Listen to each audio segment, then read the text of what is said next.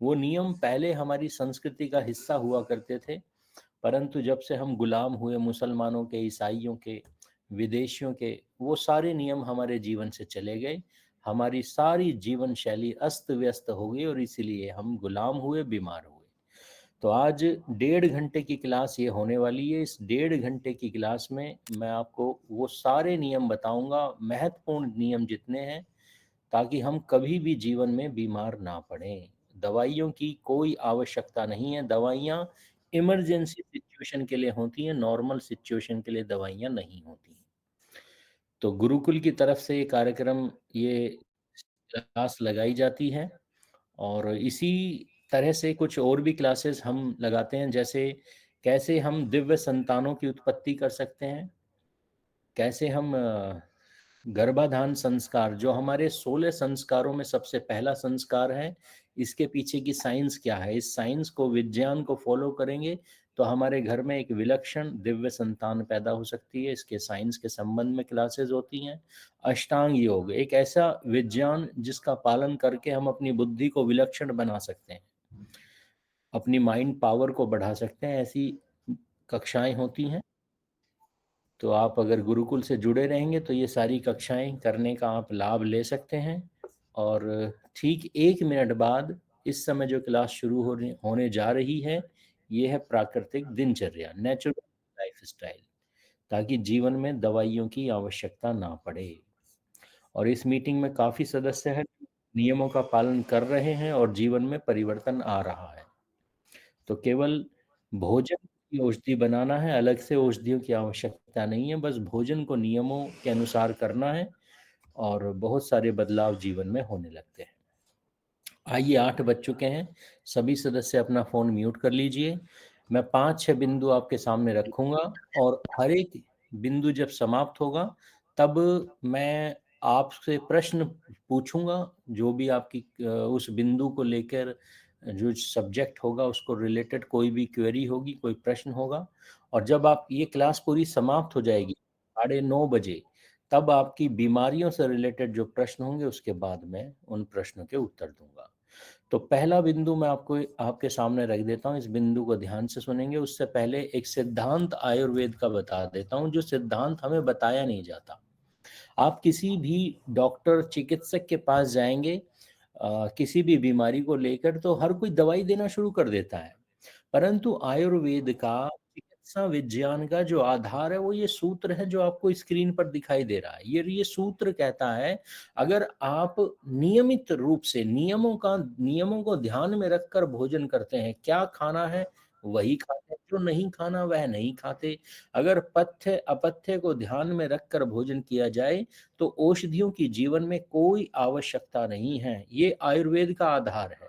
पर यही सिद्धांत छुपाया जाता है, बताया नहीं जाता और दवाइयों की दुष्चक्र में मनुष्यता को फंसाया जा रहा है। तो आइए इस दुष्चक्र से निकलते हैं और भोजन के नियमों को जान लेते हैं, जिन नियमों के अनुसार भोजन करके औषधियों की जीवन में कोई आवश्यकता नहीं पड़ती। पहला नियम, भोजन करने का सही समय क्या है? संसार के जितने प्राणी हैं, ये सही समय पर भोजन करते हैं। इनके भोजन करने का एक सही समय है, पर मनुष्य के भोजन करने का सही समय क्या है, मनुष्य को नहीं पता।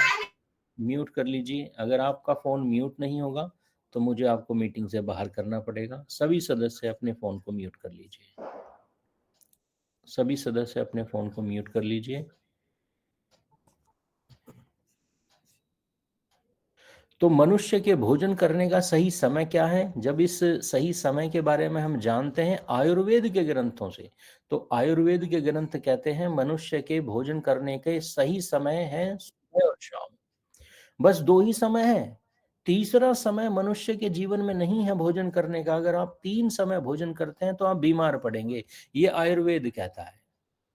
पर वो 2 समय कौन से हैं? तो हमारे ऋषियों ने कहा कि जब परमपिता परमात्मा ने मनुष्य के शरीर की रचना की, तो मनुष्य के शरीर में भी एक घड़ी होती है। इस घड़ी को सूर्य की घड़ी से जोड़ा। कहने का अर्थ ये था कि जब सूर्य उग रहा होता है और जब सूर्य छुप रहा होता है, बस यही समय हमारे जीवन में भोजन करने का है, यानी संध्या काल। संध्या काल, 2 समय संध्या होती है, तो 2 ही समय हमें भोजन करना चाहिए। ये मैं आपको बता देता हूँ, आयुर्वेद का सिद्धांत है। अगर आप दोपहर में भोजन करते हैं, अगर आप रात्रि को भोजन करते हैं, तो आप कभी ठीक नहीं हो सकते, आप हमेशा बीमार रहेंगे। मनुष्य के भोजन करने का 2 समय, एक सुबह और एक शाम, पर ये 2 ही समय हैं। इसके पीछे का लॉजिक क्या है? उस लॉजिक को समझ लेते हैं। तो लॉजिक ये है कि हमारे शरीर की इंटरनल जो स्ट्रक्चर है वो कुछ इस तरह का है कि हम भोजन को सूर्य की उपस्थिति में पचाने के लिए हमें 8 घंटे चाहिए, मिनिमम 8 घंटे का समय चाहिए। सूर्य की उपस्थिति में भोजन को 8 घंटे लगते हैं पचने में, परंतु उसी भोजन को सूर्य की अनुपस्थिति में 16 घंटे लगते हैं। और ये कब संभव है? ये तभी संभव है जब हम सुबह भोजन 8 बजे करें और शाम को भोजन लगभग 5 बजे करें। तो दिन में हमें 8 साढ़े 8 घंटे मिल जाते हैं और रात्रि में हमें लगभग 15-16 घंटे समय मिल जाता है उस भोजन को पचाने के लिए। अगर आप इस टाइम फ्रेम को फॉलो नहीं करते, और ये आयुर्वेद का बताया हुआ सिद्धांत है, अगर आप इस टाइम फ्रेम को फॉलो नहीं करते तो ये भोजन आपके शरीर में नहीं पचेगा, क्योंकि उसे पचने के लिए प्रॉपर समय नहीं मिला। और अगर ये भोजन नहीं पचेगा तो हमारा शरीर उस भोजन को बैड कोलेस्ट्रॉल के रूप में कन्वर्ट कर देता है, बैड कोलेस्ट्रॉल बनाएगा। और ये बैड कोलेस्ट्रॉल सबसे पहले आपके लीवर में डिपॉजिट होगा और लीवर से फिर दूसरे ऑर्गन्स में डिपॉजिट होना शुरू हो जाता है। जैसे मीटिंग में अगर कोई भी सदस्य हैं जिन्हें किडनी में स्टोन्स हैं या फैटी लीवर है, तो इसका मतलब यह है कि आपके शरीर में बैड कोलेस्ट्रॉल बन रहा है। अगर आपके गॉल ब्लैडर में स्टोन्स हैं तो यह भी बैड कोलेस्ट्रॉल है। अगर आपके शरीर में कहीं भी गांठें हैं, शरीर में मांसपेशियों में कहीं भी गांठें हैं शरीर में, तो इसका मतलब भी बैड कोलेस्ट्रॉल है। अगर आपको हाई हाई ब्लड प्रेशर की प्रॉब्लम है तो इसका मतलब भी बैड कोलेस्ट्रॉल है। अगर आपके ब्रेन में ट्यूमर है, अगर आपके शरीर में जगह जगह मस्से निकलते हैं, मिटते हैं, निकलते हैं, तो इसका मतलब भी बैड कोलेस्ट्रॉल है। तो याद रखना, अगर आपने भोजन सही समय पर नहीं किया तो यही भोजन नहीं पचेगा, और यही भोजन जो नहीं पचता, यही भोजन बैड कोलेस्ट्रॉल का निर्माण करता है। इसलिए भोजन को सही समय पर करना शुरू कर दीजिए। अगर ऐसा करेंगे तो ये सारी बीमारी जो मैंने बताई हैं, ये बीमारियां नहीं होंगी। अच्छा, इसमें भी भोजन करने के जो नियम हैं वो समझ लीजिए। सुबह और शाम, ये तो समय के बारे में है, पर सुबह और शाम में भी एक विशेष नियम है। हमारे ऋषि कहते हैं जो सुबह का भोजन है वह कंप्लीट फूड होना चाहिए। कंप्लीट फूड की आयुर्वेद में जो परिभाषा है, इसे समझ लीजिए। आयुर्वेद कंप्लीट फूड की परिभाषा देते हुए कहता है कि जितने भी रस होते हैं भोजन में, खट्टा, मीठा, कड़वा, तीखा, नमकीन, ये जितने भी रस होते हैं, ये सारे रस होने चाहिए। ये 6 रस होते हैं, ये 6 के 6 रसों से युक्त भोजन सुबह का होना चाहिए। अर्थात कहने का अर्थ ये है कि 56 भोगों का जो कॉन्सेप्ट है ना सनातन संस्कृति में, वह सुबह के भोजन के लिए है। तो आपका सुबह का भोजन 56 भोग होना चाहिए, वैरायटी में होना चाहिए। जितनी भूख हो उतना करना चाहिए, भूख से अधिक भी करना चाहें तो केवल सुबह का समय है। जब आप भूख से अधिक भी भोजन करेंगे तो आपको कोई समस्या नहीं होगी। तो सुबह का भोजन राजाओं की तरह करना है, पहला नियम। दूसरा नियम, जो दूसरा भोजन है जो हम संध्या काल, दूसरे संध्या काल में करेंगे यानी सायंकाल में करेंगे, उसका नियम है कि यह सूर्य के डूबने से कम आधा पौन घंटा पहले हो जाना चाहिए। सूर्य आजकल 6 साढ़े 6 बजे डूबता है, तो यानी कि 5 साढ़े 5 बजे तक आपका शाम का भोजन हो जाना चाहिए। जब सूर्य छुप जाता है, जब तीसरा पहर शुरू होता है, दोपहर के बाद जब तीसरा पहर शुरू होता है, तो इस शरीर के भीतर खट्टे रस को, अम्लीय रसों को, यानी खट्टी चीजों को डाइजेस्ट करने की शक्ति कम होती चली जाती है। तो नियम है आयुर्वेद का कि शाम के भोजन में खट्टी चीजें नहीं होनी चाहिए। यानी कि फ्रूट्स नहीं होने चाहिए, सैलड नहीं होने चाहिए, नींबू, अचार, पापड़, टमाटर का छोंक लगा के सब्जियों को शाम के समय नहीं खाना चाहिए। कुछ लोग जूस पीते हैं, नहीं पीना चाहिए। तो शाम का भोजन में खट्टे रस नहीं होने चाहिए। अगर आप शाम को खटाई खाते हैं तो क्या होगा? हाइपर एसिडिटी बढ़ती चली जाएगी, पेट का अल्सर, ब्लड में एसिडिटी और ये बहुत सारी पित्त की समस्याएं जीवन में आने लगेंगी। और पित्त जब बिगड़ता है, एसिड जब शरीर में बढ़ता है, तो सबसे पहले ये स्किन पर रिफ्लेक्ट होता है। स्किन पर ब्लेमिशेस होना, मुहासों का आना, स्किन की जितनी प्रॉब्लम है, सोराइसिस हो, एलर्जी हो, ये सब सबसे बड़ा रीजन है कि आप दोपहर के बाद, तीसरे पहर के बाद खट्टी चीजें खाते हैं तो बंद कर दीजिए। अगर इस नियम का पालन करेंगे तो अनेकों बीमारियां ठीक होना शुरू हो जाएंगी। इसी तरह दूध का भी एक नियम है, क्योंकि दूध भी एक भोजन है। तो याद रखना, मैंने अभी बताया था एक सिद्धांत कि जैसे भोजन सूर्य की उपस्थिति में डाइजेस्ट होता है सही तरीके से, परंतु दूध सूर्य की अनुपस्थिति में सही से डाइजेस्ट करने का ऋषियों ने विधान दिया है। तो ऋषि कहते हैं कि दूध पीने का सही समय क्या है? रात्रि को सोने से आधा घंटा पहले। परंतु इसका एक नियम है, उस नियम को हम ध्यान में नहीं रखते, इसलिए दूध भी जहर बन जाता है और भोजन भी जहर बन जाता है। तो नियम क्या है, इसे समझ लीजिए। दूध, जो सदस्य मीटिंग के बीच में अनम्यूट नहीं करेंगे, अवतार सिंह आर्य जी, आपको मीटिंग से बाहर किया जा रहा है, तो सभी ध्यान रखें, मीटिंग के बीच में अपने फोन को अनम्यूट ना करें। तो दूध पीने का सही समय समझ लीजिए। दूध, जब हम शाम का भोजन 7-8 बजे अगर आप करते हैं और फिर उसके बाद 1 घंटे बाद आप, वेद प्रकाश सेठ जी, आपको भी मीटिंग से बाहर किया जा रहा है, तो दूध अगर 1-1.5 घंटे बाद आप पीते हैं भोजन करने के, तो याद रखना, भोजन में उपस्थित नमक और दूध मिलके आपस में जहर बन जाते हैं। तो इसका मतलब यह है कि दूध कब पीना है? दूध और भोजन में कम से कम 4 घंटे का डिफरेंस होना चाहिए। उस भोजन, ये जब हम कोई भोजन करते हैं तो वह 4 घंटे तक हमारे आमाशय में रहता है, स्टमक में रहता है। उसके बाद ये हमारी आंतों की तरफ बढ़ता है। तो जब स्टमक खाली हो जाए तब हमें दूध पीना चाहिए, यानी 4 घंटे बाद। और ये कब हो पाएगा? ये तब हो पाएगा जब आप शाम का भोजन करते हैं 5 बजे, 4 बजे से 5 बजे के बीच में, और फिर रात को 8 से 9 बजे के बीच में आप दूध पीते हैं, तो ये दूध भी अमृत बन जाता है और भोजन भी अमृत बन जाता है।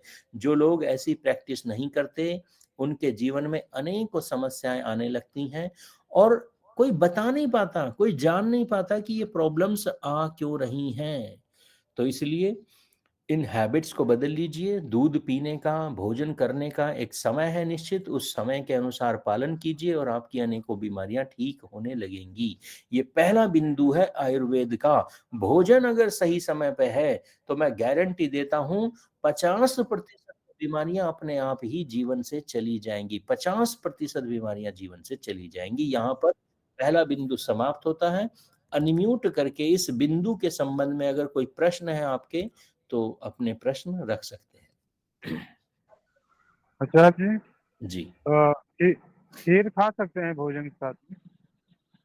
अन्य कोई प्रश्न? प्रणाम आचार्य जी। जी, राम अवतार जी।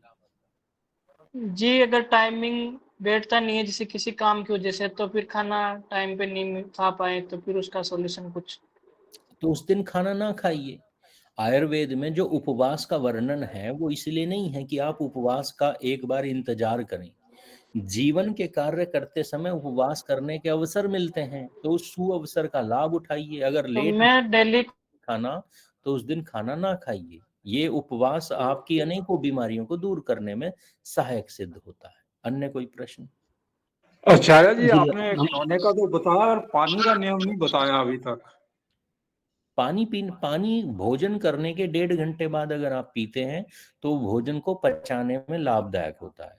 तो मेरा एक भोजन क्वेश्चन यहाँ और है, सुबह जो पानी पिया जाता है, कहते हैं 2-3 गिलास पी लेने चाहिए पानी के, सुबह उठ के गर्म पानी। 600 ml यानी कि ज्यादा से ज्यादा 1.5 गिलास, ज्यादा से ज्यादा 2 गिलास, बस 3-4 गिलास जो लोग पीते हैं उनका पाचन पुअर हो जाता है, बैड हो जाता है। तो इसलिए ज्यादा से ज्यादा 1.5-2 गिलास पानी सुबह पीना है, और वो भी ऊषा पान। ऊषा पान का मतलब 6 बजे पीना नहीं होता, 7 बजे पीना नहीं होता। ऊषा पान का अर्थ होता है जब आप ब्रह्म मुहूर्त में उठे, यानी कि 5 बजे के आसपास, 4 बजे, 5 बजे, 5:30 बजे, यानी कि जल्दी उठकर आप पिएंगे तो उसका लाभ होगा, लेट उठकर पिएंगे तो उसका लाभ कम होगा। अन्य कोई प्रश्न? इसके अलावा दिन में पानी और कब लेना चाहिए? जब प्यास लगे तब लेना चाहिए। कोई ऐसा लिखित अच्छा जी, दूध नहीं है रोटी आयुर्वेद में कि आपको इतने लीटर पानी पीना, ये अंग्रेजों ने फैलाया है भ्रमजाल, ऐसा कुछ नहीं है। हाँ, थोड़ा पानी 1-2 गिलास जरूर पीना है, और जब प्यास लगे, शरीर की अपनी मैकेनिज्म है, जब प्यास जरूरत महसूस होगी तब हमें प्यास का अनुभव होता है। तो जब प्यास अनुभव हो तो उस समय रोकना नहीं है, उस समय पानी पीना है। जी, अन्य अच्छा कोई जी, दूध रोटी खाई जा नमस्ते सकता है? आचार्य जी। जी? गुरु जी नमस्ते भोजन के आचार्य जी। गुरु जी जी, भोजन के कितने समय बाद जो है दूध लेना चाहिए? अभी बताया मैंने, 4 घंटे बाद। शाम का कम से कम भोजन 4 अगर घंटा चाहिए। कम से कम कम से कम 4 4 घंटा, घंटा चाहिए। 3 से 4 घंटा। अच्छा जी, इसका मतलब दूध रोटी नहीं खाया जा सकता है? अगर भोजन में नमक है तो 4 घंटे का डिफरेंस, अगर भोजन में नमक नहीं है तो भोजन के साथ ही दूध ले सकते हैं, जैसे खीर खा सकते हैं, जैसे दूध का दलिया ले सकते हैं। परंतु ऐसा नहीं करना है कि भोजन भी कर रहे हैं और खीर भी खा रहे हैं, तो ऐसा नहीं करना है। अगर आपको शाम को भोजन करने का मन नहीं है, खीर खाने का मन है, तो खीर ही खाइए, भोजन मत कीजिए, क्योंकि नमक और दूध मिलते ही जहर बना देते हैं, वो नहीं करना आचार्य जी जी प्रणाम। नमस्ते आचार्य जी। है। जी, आचार्य जी, ये मुझे पूछना है कि कच्चा दूध भी पी सकते हैं क्या? पी सकते हैं 15 मिनट के अंदर, अगर निकाल के 15 मिनट में पी सकते हैं तो पी लीजिए। दूध निकालने के बाद जितना लंबे समय रखा रहेगा उसमें उतने ही बैड बैक्टीरिया बनने लगते हैं, इसलिए उसे उबालना पड़ता है। तो ताज़ा ताज़ा 10 मिनट के अंदर, 5 मिनट के अंदर अगर आप पी सकते हैं तो वेल एंड गुड, कोई डिफरेंस नहीं है, ताजे दूध में भी और उबले हुए दूध में भी कोई अंतर नहीं है। आचार्य, दूध कट समय जो करने का होता है वो होता है 5 बजे, तो 5 बजे तो हम दूध पी नहीं सकते, पी सकते हैं क्या? इसलिए उबाल लीजिए और रात में पीजिए। अन्य कोई प्रश्न? अन्यथा मैं अगले बिंदु की तरफ चलता हूँ। ये है भोजन बनाने के बर्तनों के संबंध में। अभी भी किसी नमकीन दलिया ये, हाँ, जब ये मीटिंग समाप्त होगी तब आपके बचे हुए प्रश्नों के मैं उत्तर दूंगा। दही हमारे लिए लाभदायक तभी होती है जब उसमें बैक्टीरिया होते हैं, ये बैक्टीरिया के कारण ही दही बनती है, लैक्टोबैसिलस नाम का बैक्टीरिया, और इसी के कारण दही में एक एसिड होता है लैक्टिक एसिड, जो पाचन के लिए अच्छा माना जाता है। लैक्टोबैसिलस भी पाचन को बढ़ाता है, और जैसे ही दही में, म्यूट कर लीजिए सतपाल जी, अन्यथा मीटिंग से बाहर कर दिया जाएगा। तो जैसे ही दही में नमक डालते हैं तो बैक्टीरिया तो मर जाता है, लैक्टिक एसिड बच जाता है बस। तो यानी कि दही के गुण आधे हो गए। उसी दही में अगर मीठा मिलाकर खाया जाए तो लैक्टोबैसिलस की मात्रा कई गुना बढ़ जाती है। तो इसलिए दही लाभ देती है जब मीठा मिलाकर खाया जाए, नमक के साथ मिलाकर खाएंगे तो लाभ आधे हो जाते हैं। अगला बिंदु है बर्तनों के संबंध में। हमारे ऋषि जी नमस्ते। बहुत, एक प्रश्न करना चाहूंगा। म्यूट कर लीजिए। हमारे ऋषियों ने बड़े बड़े अनुसंधान किए, बड़ी बड़ी रिसर्च की, मेटलर्जी पर बड़े बड़े ग्रंथ हैं हमारे देश में। परंतु जब भी बात भोजन की आई, जब भी बात किचन के भीतर की आई, तो हमारे ऋषियों ने 3 एलिमेंट्स को किचन में नहीं जाने दिया। ये 3 धातुएं हानिकारक हैं, और याद रखना हमारी संस्कृति में हर एक अच्छी चीज को पूजा पाठ से जोड़ा गया, ईश्वर भक्ति से जोड़ा गया। तो हम मंदिरों में जब भी भोजन बनाते हैं, हर एक बर्तन में नहीं बनाते जो सामान्य बर्तन होते हैं। मंदिरों में, पूजा पाठ में, उपासना में, भंडारों में, नॉर्मली पहले समय में जिन बर्तनों का उपयोग होता था वे बर्तन स्पेशल हुआ करते थे। और हमारे ऋषि स्पेशली लिखते हैं, बताते हैं हमारी संस्कृति में कि एल्युमिनियम एक हानिकारक धातु है। एल्युमिनियम, टेफ्लॉन यानी कि नॉन स्टिक बर्तन, और प्लास्टिक, ये 3 धातुएं हैं जो बहुत हानिकारक है। ये पानी में बहुत धीरे धीरे घुलती हैं, और घुलने के बाद शरीर में जाती हैं भोजन के साथ मिलकर, और जब ये शरीर में जाती हैं तो हमारे शरीर के हार्मोनल सिस्टम में डिपॉजिट हो जाती हैं, मस्तिष्क में डिपॉजिट हो जाती हैं, छाती में डिपॉजिट हो जाती हैं, पेट में डिपॉजिट हो जाती हैं, हमारे शरीर के हार्मोनल ग्रंथियां यानी थायराइड ग्रंथि में डिपॉजिट हो जाती हैं। और इसके बाद ऐसी बीमारियां शुरू होती हैं जिसके बारे में अंग्रेजी डॉक्टर या साइंटिस्ट कहते हैं इसका कोई कारण नहीं है, ये तो चलती हैं तो हो ही रही हैं, कारण नहीं बताते वो। और इसका कारण है आपके गलत बर्तन। अगर थायराइड आपको है तो गलत बर्तनों का प्रयोग हो रहा है। अगर कोई भी हार्मोनल इश्यूज है, महिलाओं के भीतर बहुत अधिक ये हार्मोनल इश्यूज होते हैं, तो इसका रीजन है ये 3 तरह के बर्तन आपके किचन में है, बदल लीजिए। अगर घर में किसी को भी मिर्गी के दौरे पड़ते हैं, भूलने की बीमारी है, अल्जाइमर डिजीज हो रही है यानी कि भूल रहे हैं, पिछला भूलते चले जा रहे हैं, तो इसका सबसे बड़ा रीजन है आपके 3 तरह के बर्तन, ये तीनों ही जहर है। तो फिर बर्तन कौन से होने चाहिए? तो आयुर्वेद कहता है अरे वही होने चाहिए जिसमें पूजा का खाना बनता है, यानी मिट्टी के बर्तन। जगन्नाथपुरी में जाओ, आज भी वहां मिट्टी के बर्तनों में ही प्रसाद बनता है। दूसरे नंबर पर पीतल के बर्तन, तीसरे पर लोहे के बर्तन। ये 3 धातुएं हमारी किचन में होनी चाहिए, पर इसमें कुछ नियम है, वो नियम समझ लीजिए। जो पीतल की धातु होती है इसके भीतर कलई होनी चाहिए, टिन की कलई होनी चाहिए, चमकीली सिल्वर रंग की कलई जो होती है, अगर वो है तो पीतल के बर्तन बहुत बेनिफिट देंगे आपको। अगर आप लोहे के बर्तनों में खाना बनाते हैं और बनाने के बाद भोजन को उसी में रख कर सर्व करते हैं, तो ये भोजन जहरीला होता चला जाता है। तो लोहे के बर्तनों में खाना बनाया तो जा सकता है पर इसमें स्टोर नहीं किया जा सकता, बस इस चीज का ध्यान रखना है। तो लोहे के बर्तनों में खाना बनाइए और निकाल लीजिए। स्टील के बर्तन न्यूट्रल होते हैं, न तो ये आपको कोई हार्म पहुंचाएंगे न कोई लाभ देंगे, इसमें ये न्यूट्रल हैं, ये कुछ भी नहीं करेंगे, ना तो हानि न लाभ। तो इसलिए इनका भी आयुर्वेद में वर्णन नहीं है, पर फिर भी आजकल की भागदौड़ को देखते हुए मैं ये नहीं कहूंगा इन्हें हटा दो, पर हाँ मैं कहूंगा कि ये 4 तरह के जो बर्तन हैं ये अपनी किचन को डिवाइड कर लीजिए, 2-4 मिट्टी के, 2-4 पीतल के, 2-4 लोहे के और 2-4 स्टील के बर्तन आपकी किचन में होने चाहिए। अगर ये हो जाते हैं तो अनेकों बीमारियां आपके जीवन में नहीं आएंगी। ये वो बर्तन है जो स्क्रीन पर आप देख रहे हैं, ये है कांसे के बर्तन। कांसे का बर्तन खाना सर्व करने के लिए यूज किया जाता है, बनाने के लिए भी यूज करते हैं पर सर्व करने के लिए ज्यादातर इन्हें यूज किया जाता है। गिलास, कटोरी, थाली, चम्मच ये कांसे के होने चाहिए। इसमें लगभग 80% जो होता है कॉपर होता है और 20% टिन होता है। ये एक ऐसा परफेक्ट कॉम्बिनेशन है कि अगर आप कांसे के थाली में, कटोरी, गिलास में भोजन करते हैं तो आप कभी बीमार नहीं पड़ेंगे, और पड़े बीमार तो जल्दी ठीक हो जाएंगे। ये हमारे प्राचीन समय में हमारा नेचुरल इम्यूनिटी बूस्टर्स हुआ करता था हमारे बच्चों का।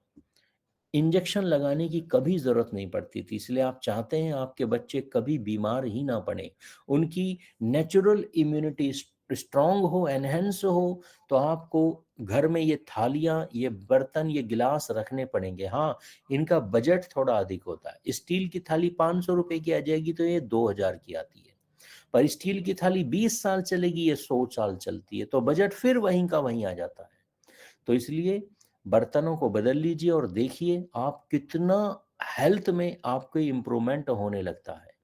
खाना जब हम बनाते हैं, स्क्रीन पर आप देख रहे हैं, जब हम खाना बनाते हैं कभी कभी तो आप देखते होंगे कई बार जब खुले बर्तनों में खाना बनता है तो दाल और चावल में झाग बनने लगते हैं। कई बार तो जो मॉडर्न महिलाएं हैं ये समझ ही नहीं पाती कि ये क्या है, ये मिनरल्स हैं या पॉइजन हैं, समझ ही नहीं पाती और हम इन्हें भी खा जाते हैं। वास्तव में ये पॉइजन है, ये टॉक्सिन्स है, ये फ्री रेडिकल्स है, ये कभी नहीं खाने चाहिए।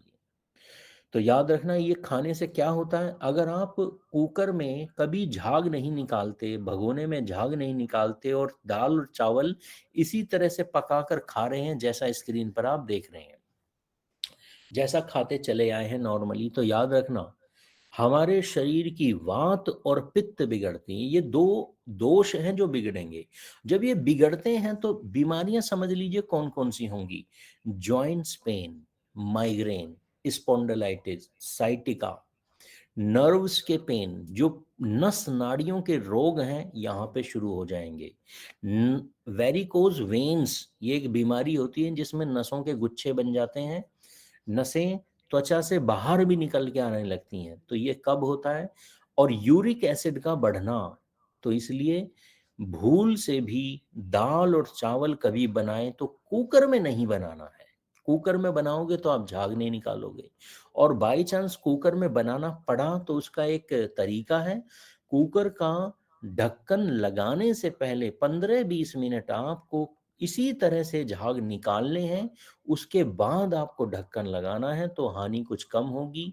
तो या इसका मतलब कुल मिला के ये है कि आपको दाल और चावल जब भी बनाएं झाग निकाल कर ही बनाएं। यहाँ पर ये दूसरा बिंदु समाप्त होता है। कोई प्रश्न हो बर्तनों को लेके तो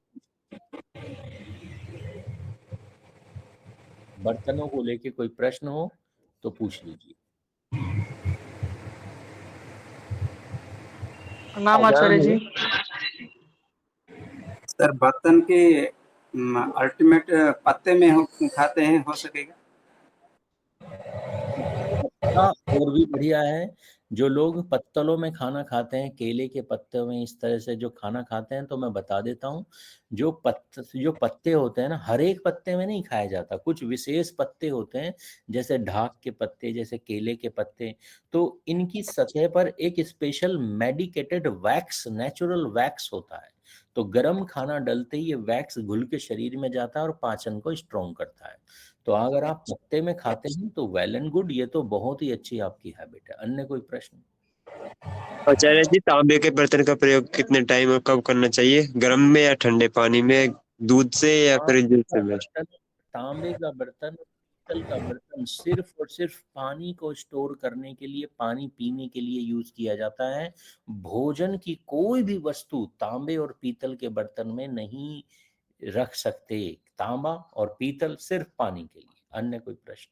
कांसे का बर्तन गरम सब्जी डाल सकते हैं? कर सकते हैं। कांसे के बर्तन में सब कुछ कर सकते हैं, क्योंकि कांसे के भीतर टिन मिला होता है 21% की मात्रा में, और ये टिन भोजन में जो नमक होता है, खटास होती है, उसको कॉपर से रिएक्ट नहीं करने देता। इसकी एक साइंस है। बस इसी कारण ऋषियों ने कांसे की थालियों में, कांसे के बर्तनों में किसी भी तरह का भोजन करने और बनाने की आज्ञा दी, क्योंकि ये लाभकारी है। आचार्य जी, कभी कभी हमारे गांव में जो त्योहार बनाए जाते हैं, तो घर में कभी पकवान बनते हैं, तो पकवान कैसे बर्तन में करने चाहिए? लोहे के में या फिर स्टील या फिर? जो 4 बर्तन बताए हैं उसमें आप कुछ भी बना सकते हैं। पहला मिट्टी, दूसरा तांबे का कलई किया हुआ, तीसरा स्टील का बर्तन और लोहे का बर्तन। इसमें आप कुछ भी बना सकते हैं। अन्य कोई प्रश्न? बर्तन तांबे कांसे और पीतल का कलई करे हुए, इन सब में बना सकते हैं भोजन। बिल्कुल। थैंक यू, धन्यवाद। आइए, नहीं है तो आगे बढ़ते हैं। अब मैं आपको एक ऐसे बिंदु की चर्चा करता हूँ, मनुष्य को क्या खाना है और क्या नहीं खाना। अभी मैंने बताया समय, फिर मैंने बताया किन बर्तनों में खाना, अब क्या खाना है और क्या नहीं खाना। संसार का हर प्राणी जानता है, म्यूट कर लीजिए, अनार सिंह जी म्यूट कर लीजिए, कि उसे क्या खाना है। गाय को पता है उसे घास खानी है, शेर को पता है उसे मांस खाना है, पर मनुष्य कुछ नहीं जानता। मनुष्य के आगे मांस रख दो, मांस खा जाएगा, घास रख दो, घास खा जाएगा। अरे मनुष्य के आगे मनुष्य का ही मांस रख दो, ये उसे भी खा जाएगा। चीन और ताइवान में मनुष्य ही मनुष्य का मांस खा रहा है। तो आइए समझते हैं कि मनुष्य का भोजन क्या है। तो हमारे ऋषियों ने समाधि की अवस्था में जाकर परम पिता परमात्मा से समाधिस्थ होकर जाना कि मनुष्य के शरीर की संरचना कैसी है, यह कौन कौन सी चीजें खा सकता है। और इस ज्ञान को प्राप्त करने के बाद आयुर्वेद के ग्रंथ लिखे गए और हमारे ग्रंथों में एक लंबी सूची दी गई, ये वस्तु खानी चाहिए, किंतु ये वस्तु नहीं खानी चाहिए। तो मैं आज आपको वो लॉजिक बताऊंगा और वो वस्तु भी बताऊंगा जो खानी चाहिए या नहीं खानी चाहिए। अगर आपने इस नियम का पालन कर लिया तो अनेकों बीमारियां जीवन में जीवन से चली जाएंगी, क्योंकि ये अनेकों बीमारियां इस कारण है, हमें पता ही नहीं हमारा भोजन क्या है। तो आइए इस नियम को समझते हैं, आगे बढ़ते हैं। तो ये नियम बताने से पहले ये दो सिद्धांत मैं आपके सामने रखूंगा, एक कसौटी, एक पैरामीटर आपके सामने रखूंगा, एक लॉजिक आपको दूंगा, उससे आपको इजीली समझ में आता चला जाएगा कि मनुष्य का भोजन क्या है। तो हमारा जो शारीरिक स्ट्रक्चर है, हमारी जो स्ट्रक्चर है इंटरनल, इसका जो टेम्परेचर है ना हमारे शरीर का, बॉडी टेम्परेचर, ये 37 डिग्री होता है। तो हमारे ऋषियों ने एक लॉजिक दिया, आयुर्वेद के ग्रंथों ने एक लॉजिक दिया कि कोई भी ऐसी चीज जो 37 डिग्री पर डाइजेस्ट ना हो पेट के भीतर जाके, वह हमें नहीं खानी। और फिर भी हम ऐसी चीज खा लेते हैं जो 37 पर डाइजेस्ट नहीं होती, तो क्या होगा? तो शरीर उस वस्तु को बैड कोलेस्ट्रॉल के रूप में कन्वर्ट कर देगा, और बैड कोलेस्ट्रॉल को एडजस्ट करने की जिम्मेदारी लीवर की है। तो वो सारी बीमारियां होंगी जो पहले बिंदु में मैंने बताई थी, लेट नाइट डिनर करने से, या दोपहर को भोजन करने से, या 2 से अधिक बार भोजन करने से जो बीमारियां होती हैं ना, वही सारी बीमारियां उस भोजन को करने से होती हैं जो शरीर नहीं पचा सकता। अब याद रखना, जितने बाजार में प्रोटीन मिलते हैं, जो आप महंगे महंगे प्रोटीन खरीदते हैं, ये प्रोटीन 37 डिग्री पर डाइजेस्ट होते ही नहीं। इन्हें पचाने के लिए शरीर को मेहनत करनी पड़ती है, शरीर को अपना बॉडी टेम्परेचर उठाकर 40 डिग्री तक पहुंचाना पड़ता है, तब जाकर कहीं ये डाइजेस्ट होते हैं। और हर रोज आप एक्सरसाइज करते नहीं, हर रोज आप दौड़ते नहीं, हर रोज आप मेहनत नहीं करते, तो याद रखना, ये बैड कोलेस्ट्रॉल धीरे धीरे धीरे धीरे शरीर में डिपॉजिट होता चला जाता है, और वो सारी बीमारियां बनाता है जो मैंने आपको पहले बिंदु में बताई। तो याद रखना, प्रोटीन भी 2 तरह के हैं, एक सिंपल और एक कंपाउंड। बाजार में जो महंगे महंगे बिकते हैं ना, ये सारे कंपाउंड प्रोटीन है, जो जिम की दुकानों के आगे बिकते हैं। सिंपल प्रोटीन खाना चाहिए, कंपाउंड प्रोटीन नहीं खाना चाहिए। सिंपल प्रोटीन जो 37 डिग्री पर इजीली डाइजेस्ट हो जाए, वह कौन कौन सा अगले बिंदु में बताऊंगा, पहला सिद्धांत। दूसरा, प्रकृति में बहुत सारे केमिकल्स पाए जाते हैं, ये शरीर प्रकृति के तत्वों से मिलकर बना है, तो प्रकृति में मिलने वाले सारे केमिकल्स को ये शरीर पहचानता है, रिकॉग्नाइज कर लेता है। तो आप कभी भी ऐसा कोई केमिकल खाओगे जो प्रकृति बनाती है या प्राकृतिक तरीके से मनुष्य ने बनाया है, तो शरीर उसे रिकॉग्नाइज कर लेता है, डाइजेशन प्रोसेस शुरू हो जाता है। परंतु वही केमिकल बाहर फैक्ट्री में बना है, केमिकल्स के द्वारा बना है, एक बहुत अधिक तापमान, बहुत अधिक टेम्परेचर पर बना है, जो नेचुरल नहीं है, तो शरीर इस केमिकल को नहीं पहचानता। फॉर एग्जाम्पल, आप जो जूस पीते हैं ना, ये नॉर्मली सिट्रिक एसिड होता है जो प्रकृति में पाया जाता है, शरीर इसे डाइजेस्ट कर लेता है। परंतु जो सिट्रिक एसिड बाजार से आपके पास पहुंचाया जाता है, डब्बा बंद जूस, जितने भी डब्बा बंद जूस होते हैं ना, इनमें रियल फ्रूट जूस नहीं होता, इसमें सिट्रिक एसिड होता है जिसमें फ्रूट्स का इसेंस मिलाया जाता है। जब आप इसे खाते हैं, पीते हैं, तो शरीर इसे रिकॉग्नाइज नहीं करता है, सिट्रिक एसिड पर डुप्लीकेट है, ओरिजिनल नहीं है, शरीर इसे रिकॉग्नाइज ही नहीं करता, पहचानता नहीं है। तो शरीर ऐसी चीजों को जिसे शरीर नहीं पहचानता, डाइजेस्ट नहीं करेगा, शरीर से बाहर निकालने का काम करेगा। पर एक बार, 2 बार, 1 साल, 2 साल, 10 साल तक शरीर ऐसे ही करता रहेगा। पर शरीर की भी एक कैपेसिटी होती है, 10 साल के बाद, 20 साल के बाद शरीर टूटने लगता है। वो कहता है, हम आप लोग मानते ही नहीं है, रोज खाए जा रहे हैं बाहरी चीजें, जहरीली चीजें, तो शरीर की जो कैपेसिटी है वो समाप्त होने लगती है, शरीर के जो सेल्स हैं वो टूटने लगते हैं, और इसी को कहते हैं मेडिकल भाषा में कैंसर का होना। तो याद रखिए, आज मैं एक थंब रूल बता रहा हूं, इस थंब रूल को समझ लीजिए। संसार में जितने भी कैंसर होते हैं ना, डॉक्टर इसका एग्जैक्ट रीजन नहीं बताते आपको, वो कहते हैं आजकल तो चल रहा है, हर दूसरे आदमी को, इतनी बड़ी प्रॉब्लम नहीं है, इलाज करवा लो।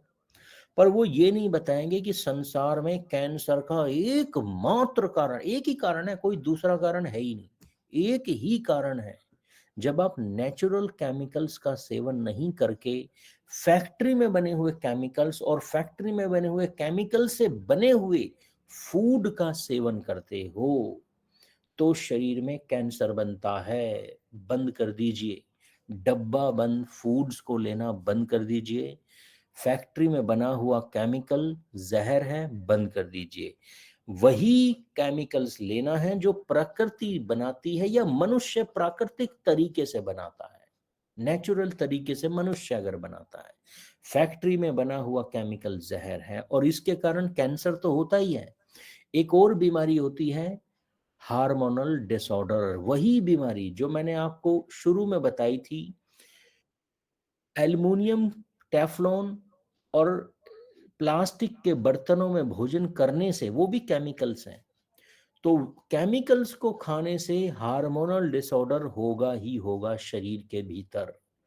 तो केमिकल्स का सेवन बंद कर दीजिए। 37 डिग्री से हाई टेम्परेचर पर किसी भोजन को डाइजेस्ट होने के लिए टेम्परेचर चाहिए अगर, तो वह भोजन नहीं करना। 2 क्राइटेरिया। अब इन 2 क्राइटेरिया के बाद मैं आपको आपकी किचन में ले चलता हूं और आपकी रसोई में दिखाता हूं कितना जहर हम अनजाने में खा रहे हैं। पहली चीज जो हमारी किचन में होती है ना, ये है नमक। अगर आप आयोडीन नमक खा रहे हैं तो याद रखना, आयोडीन नमक में मुश्किल से 2 और 3% न्यूट्रिशंस होते हैं, बस इतने ही होते हैं, इससे ज्यादा नहीं होते। हाँ, इसमें एक चीज होती है आयोडीन जो मनुष्य को चाहिए, पर ये आयोडीन नेचुरल नहीं है। ये बहुत शॉकिंग है आपके लिए, पर इसे समझ लीजिए, जो आयोडीन नमक में पाई जाती है वो नेचुरल नहीं होती, वो फैक्ट्री में बनाई जाती है, हाई टेम्परेचर हाई प्रेशर जैसे भी बनाए, वो नेचुरल नहीं है, वो नमक में मिलाकर हमें खिलाया जा रहा है। और इस आयोडीन नमक के कारण संसार में नपुंसकता की बीमारी बढ़ रही है, आईवीएफ सेंटर जो गली मोहल्लों में खुल रही है इसके कारण, कैंसर इसके कारण, यहां तक कि बहुत सारी ब्लड इश्यूज इस आयोडीन नमक के कारण बढ़ रहे हैं। हड्डियों की कमजोरी इस आयोडीन नमक के कारण संसार में बढ़ रही है। अच्छा, विचार कीजिए, पुराने समय में हम कौन सा नमक खाया करते थे? आज भी हमारे व्रत उपवास होते हैं तो हम सेंधा नमक खाते हैं, परंतु सेंधा नमक भी आजकल 2 तरह का है, इसे बहुत अच्छी तरह समझ लीजिए। अगर आप सफेद रंग का सेंधा नमक खाते हैं तो ये जहरीला नमक होता है, और बाजार में जितना मिल रहा है ना 90% ये सफेद सेंधा नमक है, बहुत हल्का गुलाबी होता है, क्लोजली वाइट ही होता है। बंद कर दीजिए, ये जहर है, ये ईरान से आता है, इसमें हैवी मेटल्स होते हैं जो हमारे शरीर में बहुत सारी बीमारियों को फैला रहे हैं। प्राचीन काल से हमारे भारतीय संस्कृति में हिमालय से लाए जाने वाला गुलाबी, गहरा गुलाबी सेंधा नमक ही खाया जाता था।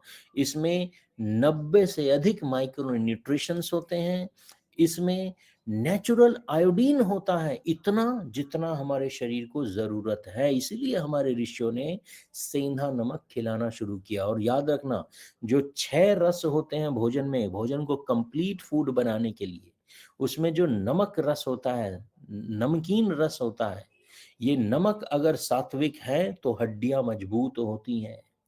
आजकल बुढ़ापे में जो हड्डियां क्रैक हो जाती है ना, जुड़ती नहीं, इस कारण है कि हम बुढ़ापे तक सेंधा नमक नहीं खाते, घटिया क्वालिटी के नमक खा रहे हैं, जिसके कारण हड्डियां कमजोर हो रही हैं।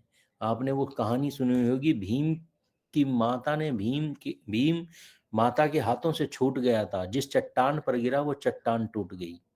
तो ये हड्डियां तभी मजबूत होती है जब माँ ने गर्भावस्था के दौरान ये नमक खाया हो, सेंधा नमक, और फिर बच्चा भी यही नमक खाता है।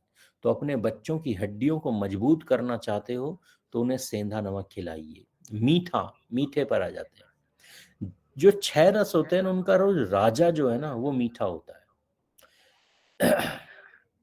तो इस मीठे के गुण क्या है, इसे समझ लीजिए।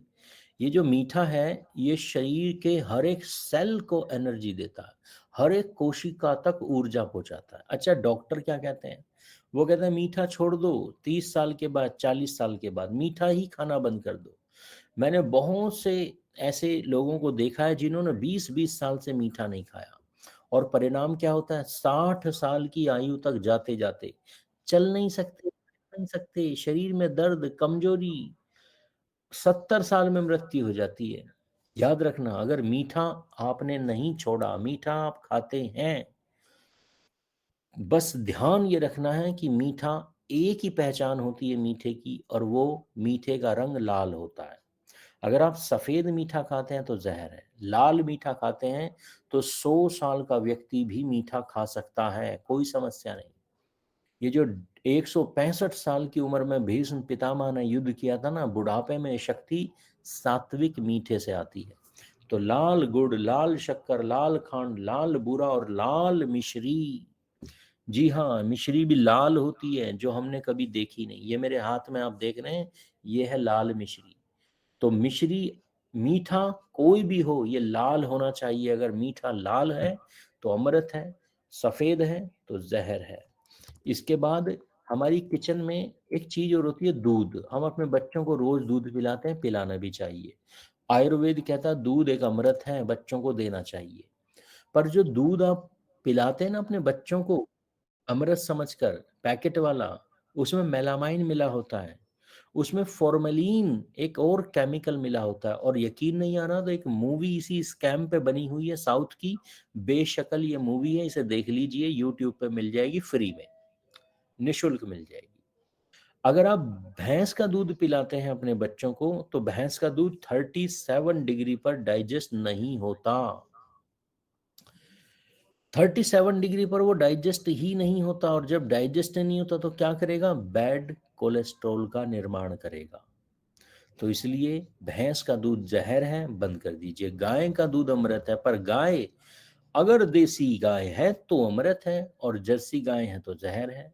अब पहचान कैसे होगी, तो याद रखना, जर्सी गाय की कमर बिल्कुल सीधी होती है, बिल्कुल सीधी, और जो देसी गाय होती है इसकी कमर पे एक हम्प निकला होता है। ये हम्प अगर है तो गाय अमृतमय दूध देती है, और गाय की कमर पे हम्प नहीं है तो गाय का दूध जहर है।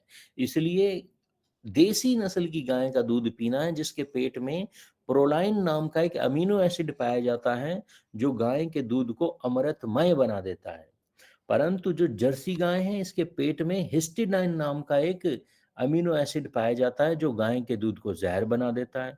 इसलिए गाय का दूध अगर पीना है तो देसी नस्ल की गाय का ही दूध पीना है, जर्सी गाय का दूध भूल से भी नहीं पीना। अगर आपके शरीर में कोई भी ऐसे मेंबर है मीटिंग में जिनके शरीर में बरसों से किसी भी जगह पर दर्द है, बरसों से दर्द है, नसों के दर्द, मांसपेशियों के दर्द, तो राजीव दीक्षित जी अपना सीधा सीधा है, आपके घर में आज तक कभी शुद्ध घी और शुद्ध तेल नहीं खाया गया, विशेष रूप से तेल तो कभी खाया ही नहीं गया। कारण ये है कि तेल जो बाजार में मिलता है ना, ये बहुत सारे भ्रष्टाचार से निकल कर आता है। बता देता हूँ, अगर आप रिफाइंड तेल खाते हैं तो रिफाइंड तेल जहर है, वनस्पति घी जहर है, सूरजमुखी का घी तेल जहर है, राइस ब्रैन चावल की भूसी का तेल जहर होता है, सोयाबीन जहर है, पाम ऑयल जहर है।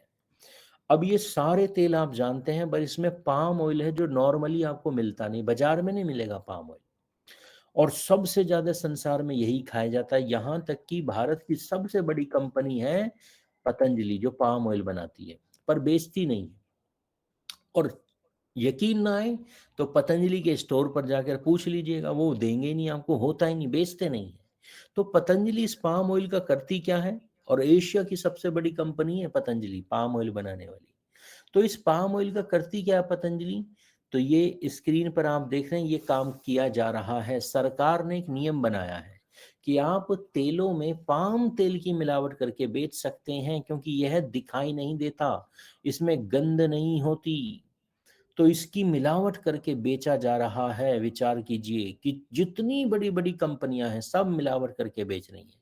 पतंजलि भी जिस पाम ऑयल को बनाती है उसी पाम तेल को दूसरे तेलों में मिलाकर बेचती है, और गवर्नमेंट कहती है ये कोई क्राइम नहीं है, क्योंकि गवर्नमेंट ने इसकी परमिशन दी हुई है। तो क्राइम नहीं है, गवर्नमेंट परमिशन दे दे शराब बेचने की, शराब पीने की, वो क्राइम नहीं होता।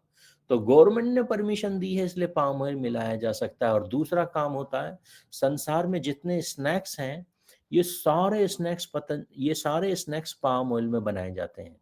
इसलिए जब भी कोई स्नैक्स खरीदें पीछे पढ़ लें, लिखा तो यही होगा, बच तो नहीं सकते, पर आपको पता तो होना चाहिए आप खा क्या रहे हैं। तो बंद कर दीजिए अपने बच्चों को ये स्नैक्स देना। ये जितने भी मैंने आपको तेल बताए थे अभी, ये सारे तेल अगर आप खाते हैं तो हार्ट की समस्याएं बढ़ती हैं, नसों के रोग बढ़ते हैं, मांसपेशियों के दर्द बढ़ते हैं। तो बंद कर दीजिए तेल खाना।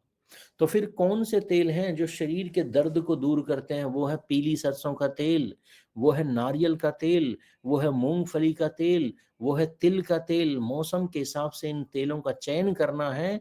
और याद रखना, ये तेल अगर आपकी लाइफ में शुद्ध आ जाते हैं तो अनेकों बीमारियां, दर्द, नस नाड़ियों की बीमारियां अपने आप ही ठीक होने लगती हैं।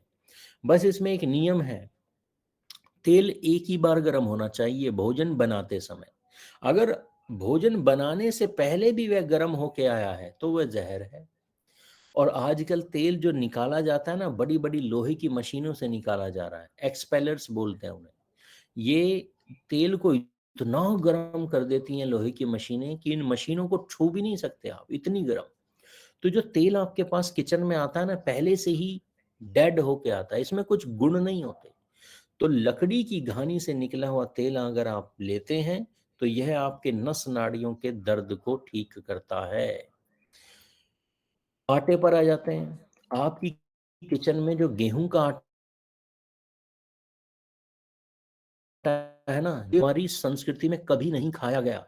गेहूं हमारी संस्कृति में उगाया जाता है पर सूजी के लिए, दलिये के लिए, आटे के लिए नहीं। तो आटे के रूप में गेहूं को बंद कर दीजिए, क्योंकि इसमें बहुत अधिक मात्रा में ग्लूटीन होता है जो आंतों से चिपकता है। और आंतों का काम है न्यूट्रिशंस को सोखना, आंतें वो काम नहीं करेंगी, आंतों पे चिपका रहेगा, आंतों का कैंसर होने लगता है। और इस आटे के कारण आईबीएस सुना होगा आपने, संग्रहणी, कोलाइटिस, कब्ज, बवासीर, पेट के जितने रोग होते हैं इसके पीछे सबसे बड़ा रीजन है ये घटिया क्वालिटी का आटा, यानी गेहूं का आटा। तो फिर आटा कौन सा? कोई सा भी, बस गेहूं का नहीं। ज्वार, बाजरा, रागी, मंडवा, समा, मक्का, जौ, चना, कुछ भी आटा खाओ, परंतु गेहूं का नहीं खाना है। मौसम के हिसाब से आटों का चयन कीजिए। कुछ केमिकल्स प्रकृति में ऐसे होते हैं जो प्रकृति खाने के लिए नहीं बनाती, औषधियों के निर्माण के लिए बनाए जाते हैं, तो रोज रोज नहीं खाने हैं। यह है चाय, कॉफी और चॉकलेट। ये तीन ऐसे भोजन हैं जिनके भीतर तीन जहर होते हैं, कैफीन, टैनिन, निकोटिन। और ये जहर क्या करते हैं, ये भोजन क्या करते हैं, जैसे ही आप चाय, कॉफी या चॉकलेट खाते हो तो हमारे भीतर दो हार्मोन्स की मात्रा को बढ़ा देते हैं। ये हार्मोन्स होते हैं एंडोर्फिन और डोपामिन। इसे अंग्रेजी भाषा में कहूं तो इसे सेक्स हार्मोन्स कहा गया, यानी शरीर में काम वासना को बढ़ाने वाले हार्मोन्स। और जब काम वासना शरीर में बढ़ती है तो सुख का अनुभव होता है। याद रखना, किसी भी व्यक्ति को पहली बार चाय पिलाओगे, चॉकलेट खिलाओगे, कॉफी पिलाओगे, उसे अच्छी नहीं लगती, थूक देगा व्यक्ति। पर हाँ, एक घूंट भी भीतर गई तो थोड़ी देर बाद तलब उठेगी और वो कहेगा लाओ जरा दो, क्या पिलाया था अभी। तो जानते हो, चाय, कॉफी और चॉकलेट में टेस्ट नहीं होता, तीनों ही कड़वी होती हैं। पर तीनों का एक बार मुंह पे अगर टेस्ट लग गया तो चस्का लग जाता है, लत लग जाती है। और ये लत शरीर के भीतर काम वासना को बढ़ाती है। और हम अपने बच्चों को बचपन से खिला रहे हैं, पैदा हुए बच्चों को चॉकलेट खिलाई जा रही है। 20 साल तक, 30 साल तक लगातार एंडोर्फिन और डोपामिन की हाई अमाउंट में हम जी रहे हैं, अपने बच्चों को हाई वैल्यूज दे रहे हैं इनकी। और आयुर्वेद कहता है, हमारे धर्मशास्त्र कहते हैं, काम वासना अंधी होती है। यानी आपके बच्चे अगर चाय, कॉफी, चॉकलेट का सेवन करेंगे, वो जीवन में कभी वाइज डिसीजन नहीं ले पाएंगे, सही निर्णय नहीं ले सकते ऐसे बच्चे। ये वही लड़कियां होती हैं जो लव जिहाद का शिकार हो जाती हैं, डिसीजन सही नहीं ले पाई, किससे प्रेम करना है, किससे नहीं करना। ये वही बच्चे होते हैं जो अपने माँ बाप को वृद्धाश्रम में छोड़ देते हैं, या देश को मरता हुआ छोड़कर विदेशों में जाके महंगी महंगी नौकरियां, वहीं की सिटीजनशिप लेके वहीं बस जाते हैं, देश को भाड़ में मरता हुआ छोड़ देते हैं। अच्छे डिसीजन लेने की शक्ति समाप्त हो जाती है। इन 3 तरह के भोजन करने से बंद कर दीजिए और याद रखना ये तीनों ही भोजन पेट के हर एक बीमारी को बढ़ा देते हैं। कब्ज, एसिडिटी, हाइपर एसिडिटी, पता नहीं कितनी बीमारियां, यहाँ तक कि पेट का अल्सर भी इन तीनों के कारण होता है। इसलिए बंद कर दीजिए। अगर पेट की कोई भी बीमारी है बंद कर दीजिए। कुछ केमिकल्स ऐसे होते हैं हमारी घर के भीतर किचन में जो नहीं होने चाहिए। एक केमिकल है जिसके जो फूड इंडस्ट्री का बेस है, रेस्टोरेंट इंडस्ट्री जो चल रही है ना, फल फूल रही है, एक बूम आज के समय में आपको देखने को मिलेगा। इतने होम डिलीवरी, इतनी अधिक ये रेस्टोरेंट इंडस्ट्री बूम कर चुकी है जिसकी कल्पना नहीं कर सकते। वहीं 40 साल पहले आप जाओगे तो, मैं हरिद्वार में रहता हूं, पर 40 साल पहले हरिद्वार में कोई होटल नहीं था। 30 साल पहले नहीं था, धर्मशालाएं हुआ करती थी, कोई होटल नहीं था। बड़ी मुश्किल से लोगों को खाना मिलता था। लोग अपने साथ खाना बनाने का साधन लेके आते थे, तब खाना बनाकर खाते थे। तो ये 30 सालों में अचानक क्या हुआ कि होटल इंडस्ट्री ने बूम कर लिया, केवल एक केमिकल के कारण। और वो केमिकल है अजीनोमोटो, MSG, मोनोसोडियम ग्लूकेट। ये एक केमिकल अगर आज इस संसार से समाप्त कर दिया जाए तो होटल इंडस्ट्री नीचे आ गिरेगी। क्यों? क्योंकि इस अजीनोमोटो का गुण है कि ये बासी भोजन, घटिया भोजन, सड़े हुए भोजन को भी स्वादिष्ट बना देता है। इसलिए भोजन बनाने के लिए मेहनत करने की जरूरत नहीं। आप कुछ भी बनाओ, बस MSG डाल दो, अजीनोमोटो मिला दो, हर भोजन स्वादिष्ट हो जाता है। इसलिए होटलों का खाना कम कर दीजिए या हो सके तो बंद कर दीजिए। एक केमिकल है जो सुबह सुबह आप अपनी जीभ से, अपने शरीर, जीभ हमारी बॉडी का सबसे स्ट्रॉन्ग रिसेप्टर है। इस जीभ पर कुछ भी रखेंगे ये जीभ सोख लेती है और हमारे ब्लड में बहा देती है। और सुबह सुबह जो टूथ पेस्ट आप करते हैं ना, जिसमें झाग बनते हैं, ये बहुत खतरनाक केमिकल होता है SLS। ये जैसे ही झाग हमारे जीभ पर जाते हैं, जीभ इन झागों को सोख लेती है। आप नहीं चाहेंगे तो भी ये शरीर के भीतर जाएंगे। और ब्लड कैंसर का सबसे बड़ा रीजन ये टूथपेस्ट है जो सुबह सुबह आप अपने बच्चों को करवाते हैं। तो आज के बाद एक हैबिट बना लीजिए, टूथ पाउडर देना है बच्चों को, वो भी आयुर्वेदिक। टूथ पाउडर में जो जड़ी बूटियां हैं वो शरीर के भीतर जाएंगी तो लाभ करेंगी। कोयले का पाउडर ले सकते हैं, लाल दंत मंजन ले सकते हैं, पतंजलि का दंत मंजन ले सकते हैं, पर पेस्ट नहीं लेना, कोई भी पेस्ट नहीं करना, ये हानिकारक है। कुछ चीजें ऐसी हैं हमारी किचन में जो भूल के भी नहीं होनी चाहिए। जैसे सोयाबीन तेल, मैंने बताया था जहर है। सोयाबीन की कोई भी चीज जहर है, क्योंकि ये कंपाउंड प्रोटीन है सोयाबीन। ये शरीर, आपका शरीर सोयाबीन पचा नहीं सकता। और नॉर्थ इंडिया में जो दिल्ली रीजन है, NCR रीजन है, यहाँ पर सबसे ज्यादा खाया जाता है। पंजाब में खाया जाता है, दिल्ली में खाया जाता है, पंजाबी कल्चर्स में बहुत खाया जाता है। और याद रखना, ये सोयाबीन आप डाइजेस्ट कर ही नहीं सकते। इसलिए जिन रीजन्स की मैं बात कर रहा हूँ ना, इन रीजन्स में हाई कोलेस्ट्रॉल के पेशेंट सबसे अधिक है, हार्ट के मरीज सबसे अधिक हैं, क्योंकि ये बैड कोलेस्ट्रॉल बनाता है, पचता नहीं। जो चीज पचेगी नहीं वो बैड कोलेस्ट्रॉल बनाएगी। इसलिए बंद कर दीजिए। डालडा बंद कर दीजिए, सफेद चीनी बंद कर दीजिए, भैंस का दूध बंद कर दीजिए। ब्रेड, सबसे घटिया केमिकल्स डालकर ये ब्रेड बनाई जाती है। कोल्ड ड्रिंक्स बंद कर दीजिए। मांस, अंडा कंपाउंड प्रोटीन है, आप डाइजेस्ट ही नहीं कर सकते। इसे डाइजेस्ट करने के लिए विशेष रूप से मसाले बनाए जाते हैं तो जो पेट का टेम्परेचर बढ़ाकर इसे डाइजेस्ट करें। और जब ऐसा होता है तो हाइपर एसिडिटी बनती है, 70 और दूसरी बीमारियां शुरू हो जाती हैं। इसलिए अंडा और मांस नहीं पचा सकता मनुष्य, संरचना नहीं है मनुष्य की अंडा और मांस पचाने के लिए। जो बरक लगी हुई मिठाइयां होती हैं बंद कर दीजिए। ये एल्युमिनियम का बरक होता है जो आंतों का कैंसर बना रहा है। नेस्ले, ये कंपनी खुद स्वीकार कर चुकी है कि इसके 60% प्रोडक्ट्स अनहेल्दी हैं, आधे से अधिक प्रोडक्ट जहरीले हैं। इसकी मैगी, इसकी चॉकलेट, ये सब बंद कर दीजिए अपने बच्चों को।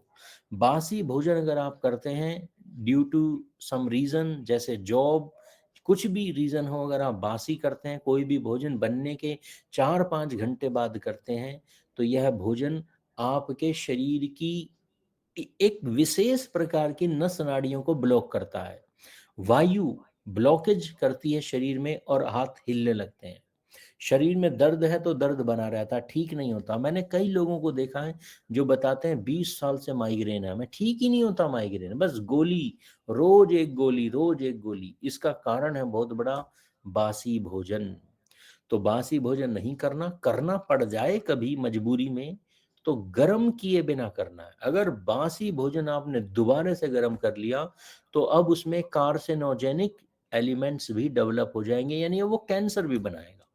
तो बासी भोजन नहीं करना, 2 घंटे के भीतर भोजन, बने हुए भोजन को 2-2.5 घंटे के भीतर कर लीजिए।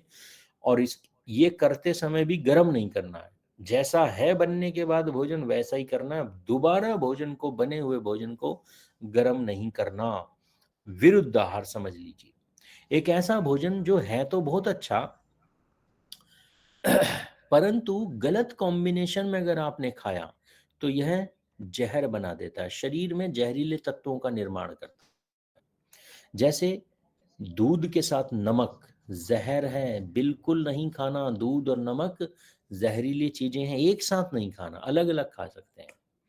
एक भोजन है जो आलसी माताओं का बड़ा फेवरेट भोजन है, वो है मायोनीज। आपने सुना होगा, व्हाइट सॉस जो होती है ना, ये जहरीली सॉस होती है। ये दूध, नमक, सिरका और तेल, 4 इंग्रेडिएंट से बनती है। चारों ही विरुद्ध आहार है। तो अपने बच्चों को व्हाइट सॉस देना बंद कर दीजिए। अगर आप सीजनल फूड नहीं खाते तो ये विरुद्ध आहार है। सर्दियों में आप खाते हैं लौकी, तोरी, टिंडा, और गर्मियों में खाते हैं आप गोभी की सब्जी, गाजर की सब्जी, मूली, मटर। ये विरुद्ध आहार है, ये शरीर की वायु को बिगाड़ता है और शरीर के दर्द शुरू हो जाते हैं, हाइपर एसिडिटी की बीमारी बढ़ जाती है। तो बंद कर दीजिए। सीजनल सब्जियां, सीजनल फ्रूट्स, ये आपको खाने हैं।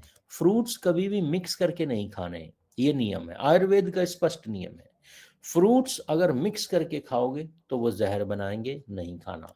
जो नवरात्रे है ना, नवरात्रों का मीनिंग क्या है?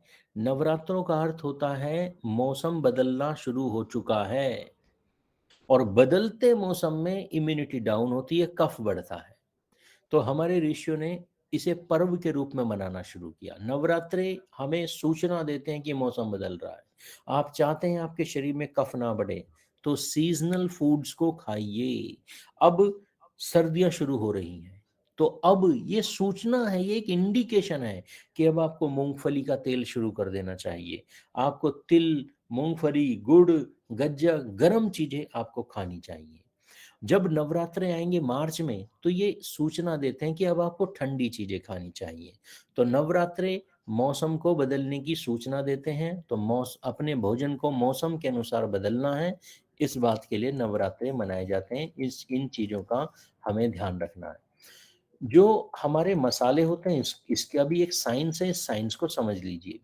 आजकल जितने भी मसाले बाजार में, जितने भी ऐड मसालों के आते हैं, इसका एक ही मोटिव होता है, टेस्ट। बस टेस्ट के अलावा कोई दूसरा मोटिव नहीं होता। तो आइए मसालों के पीछे की साइंस होती है, साइंस को समझ लेते हैं। ये जो दालें होती है ना, दाल, ये शरीर में, इनमें कुछ टॉक्सिन्स की मात्रा अधिक होती है, कुछ जहरीले तत्व होते हैं दाल में। कोई भी दाल हो उसमें थोड़ी सी मात्रा में जहर होता है। तो हमारे ऋषियों ने कहा 3 स्टेज पर इस दाल को बनाते समय फिल्टर करना, 3 स्टेज पर इन्हें सफाई करनी है। पहली स्टेज, दाल को भिगो के रखना है, मिनिमम 1 घंटा भिगो के रखना है। फिर रगड़ रगड़ के धोनी है। जो सफेद रंग का पानी निकलता है जहरीला होता है, निकाल दीजिए 4-5 बार। दूसरी स्टेज, झाग निकाल कर बनाना है।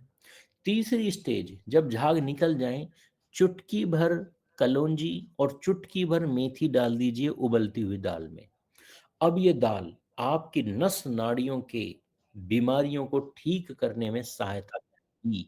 अगर आपने इस प्रोसेस से दाल नहीं बनाई तो वह दाल शरीर में पेन पैदा करेगी, गैस बनाएगी। अजवाइन एक विशेष औषधि है बदलते मौसम के लिए, बरसात के मौसम के लिए, क्योंकि इन दोनों समय में कफ बढ़ता है। तो ऐसी सब्जियां जो कफ बनाती हैं, या जब बदलता मौसम हो तो हमें अजवाइन का सेवन करना चाहिए। इलायची, सौंफ, धनिया, जीरा ये ठंडे मसाले हैं, और 25 ऐसे मसाले होते हैं जो गरम होते हैं। तो जो गरम मसाला बाजार में मिलता है ना, इसकी तासीर गरम होती है। इसे सर्दियों में तो खा सकते हैं, गर्मियों में खाएंगे तो एसिडिटी और हाइपर एसिडिटी की बीमारियां होंगी। इसलिए गर्मियों में मसालों का सिलेक्शन सोच समझ कर करना है। 4 मसाले गर्मियों में आपकी भोजन में अधिक होने चाहिए: इलायची, सौंफ, धनिया और जीरा। ये 4 तरह के मसाले गर्मियों में अधिक होने चाहिए, और सर्दियों में तो आप गरम मसालों का यूज कर सकते हो, परंतु गरम मसाला गर्मियों में कम यूज करना है, या ना करें तो अच्छा है। खड़े होकर अगर आप भोजन करते हैं तो आप अननेसेसरी हर्निया और अपेंडिसाइटिस को इनवाइट करते हैं, बंद कर दीजिए। आयुर्वेद कहता है बैठकर पालथी मारकर ही भोजन करना है। कोई अर्जेंट सिचुएशन हो, पालथी नहीं मार बैठ सकते लगा के, तो चेयर पे बैठकर भोजन की करना है, परंतु कभी भी खड़े होकर भोजन नहीं करना, भूल से भी नहीं करना। और कुछ लोगों को तो मैंने देखा है, हाथ में कुछ लेंगे खाते हुए और वॉक करते हुए जाएंगे। वॉक अगर आप करते हो तो ये दोनों प्रॉब्लम, हर्निया, अपेंडिसाइटिस, आपकी लाइफ से कभी नहीं जाने वाली। यहाँ तक ये सारे बिंदु समाप्त होते हैं। अब एक अंतिम बिंदु बचता है, सुपर फूड। वो हर किसी के लिए नहीं होता, इसलिए मैं इसे लास्ट में रखता हूँ। आप देखिए, जब हम जुड़े थे तो 100 से ऊपर थे, अब हम 65 बचे हैं लगभग। तो वो उनके लिए नहीं है जिनकी लाइफ में पेशेंस नहीं है। तो अब मैं अंतिम बिंदु आपके सामने रखूंगा, सुपर। पर उससे पहले कोई प्रश्न हो, अब तक के जो बिंदु हुए हैं, जो मैंने टॉपिक कवर किए हैं, कोई प्रश्न हो तो पूछ लीजिए। आचार्य जी, मैं बीच में चला गया था, मेरे नेट नहीं था, तो अब मैं नेट का जुगाड़ किया तो आ गया। मंगलवार मुझे 20 की क्लास, मैं 20 की क्लास नहीं ले पाया। मंगलवार को जुड़िएगा, तब ये क्लास दोबारा से होगी, तब दोबारा से जुड़िएगा। अन्य कोई प्रश्न? आचार्य जी, मैं जानना चाहता हूँ, मैं गार्ड की नौकरी करता हूँ और रात में करता हूँ सर। आचार्य जी, मुझे मेरा दिनचर्या कैसा होना चाहिए? रात में करते हैं तो डेफिनेटली समस्या है, क्योंकि हमारा शरीर जो है जो सूर्य की घड़ी से चलता है। तो रात के समय करते हैं तो डेफिनेटली पित्त और वात बढ़ेगा, कफ, तीनों ही चीजें बढ़ेंगी। तो कोशिश ये कीजिए कि ये नौकरी जल्दी से जल्दी स्विच कर लें, बदल लें, क्योंकि जीवन भर समस्याएं रहेंगी। मैं भी आईटी में 18 साल काम किया है, नाइट शिफ्ट में मैंने भी काम किया। कुछ भी कर लो, ये प्रॉब्लम्स जीवन से रहती रहती हैं, नहीं जाती। फिर भी जो नियम मैंने बताए हैं, नियमों का पालन करेंगे तो कुछ हद तक उन साइड इफेक्ट्स पे कंट्रोल किया जा सकता है। जो सुपर फूड अभी मैं बताने वाला हूँ आपके लिए, वो बहुत जरूरी है। उस बिंदु को सुनेंगे, उससे आपको बहुत लाभ मिलेगा। अन्य कोई प्रश्न? आचार्य, मैं जानना चाहूंगा, ये वो देसी गाय होती है और जो हमारी वैसी गाय आपने बताई थी सर, हम बीज तो हम दोनों को अब डॉक्टर से ही कराते हैं, सेम बीज डालते जी। अन्य कोई प्रश्न? पहचान मैंने बता दी है, पहचान कैसे करेंगे? जी आचार्य जी, पहचान तो बता दी, मैं बोल रहा हूँ आचार्य जी, हम डॉक्टर से इलाज कराते हैं, वो तो सेम ही दवाई रखते हैं। जी। अशोक जी कुछ पूछ रहे थे? हाँ जी, मैं ये पूछ रहा था, जैसे कि आपने कहा सोयाबीन जो है नहीं खाना चाहिए, जी। क्या पनीर, सोयाबीन, इन चीजों को कैसे करें?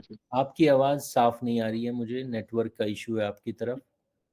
लिख कर भी आप अपने नहीं, प्रश्न। मैं कह रहा हूँ जी जैसे आपने कहा ना सोयाबीन नहीं खाना है, जी जी जी।